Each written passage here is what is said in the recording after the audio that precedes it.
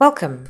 In this video, we'll be looking at setting up FrontlineCloud with our Android application, FrontlineSync. This means that you'll be able to send and receive SMS through FrontlineCloud by connecting it to an Android phone with a SIM card in it. For this video, we'll be starting in our inbox. This is where you can see all the interactions, the SMS and missed calls that your system has sent and received. As before, navigate to the settings icon in the top right and select Connections from the drop-down. Again, click Connect to a mobile network. This time we're going to choose the FrontlineSync beta option at the top. Click Next to continue. FrontlineSync runs on an Android phone, any Android running Jelly Bean or 2.3 of the Android OS or later. You can download it directly on your phone from the Google Play Store, and I'll show you that later on in the video. In this screen, you can give your connection a name. It defaults to FrontlineSync, and I'm going to leave it as that. Click Next to continue. This simple screen gives you a passcode, which you'll need to use later as you enter it into your phone. Click Create to continue. Your new FrontlineSync connection is created, and here you'll see an Android identifier number and the passcode we saw before. You'll see that the connection at the moment is orange. That means that FrontlineSync hasn't yet contacted the system. When you're setting up your own FrontlineSync connection, use the numbers that appear in your FrontlineCloud workspace and enter them into FrontlineSync on your Android phone. In the section of video that follows, I'll be using an emulator to show an Android phone screen on my computer. You'll see that the numbers I enter are different than the ones you can see now on the screen. This is because the emulator video was shot at a different time.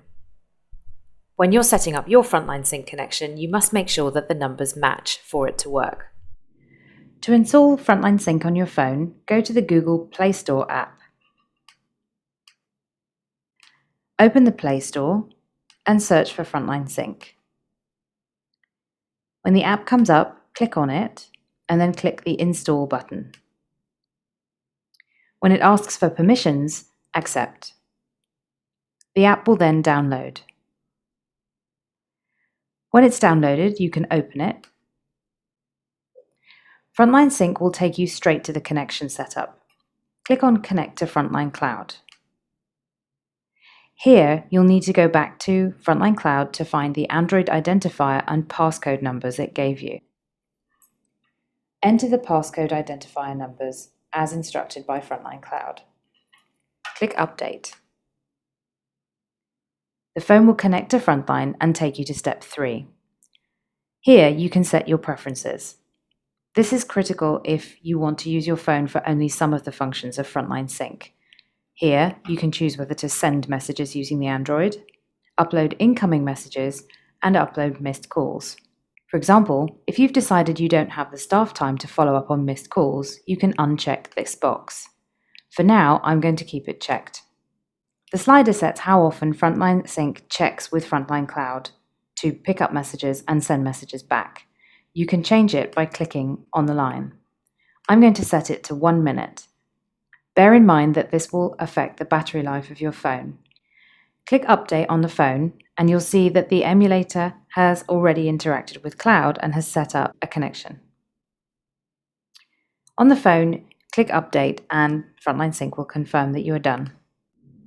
This screen is the screen you'll normally see when you open FrontlineSync on your phone once you're set up.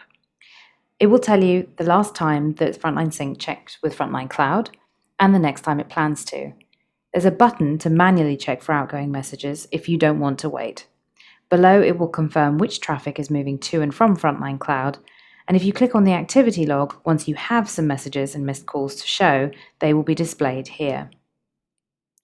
The Settings menu at the top takes you back to options to configure your connection and configure what FrontlineSync uploads to FrontlineCloud. We've just been through those menus, so I won't go through them again. Here, you can specify a country code. This code is added to all incoming SMS and missed calls.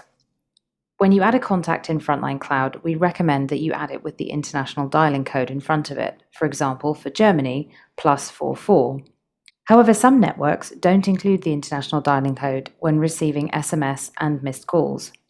This option adds that dialing code to all incoming SMS and missed calls so that there is no chance that a message from a contact can be incorrectly displayed as being from a new contact. This menu also confirms the FrontlineSync build number, which is useful if you're looking for user support. When you set your connection settings in FrontlineSync, it should automatically appear in green on FrontlineCloud, showing that the incoming and outgoing sync is working. You can now send and receive SMS and receive missed calls using FrontlineCloud with FrontlineSync.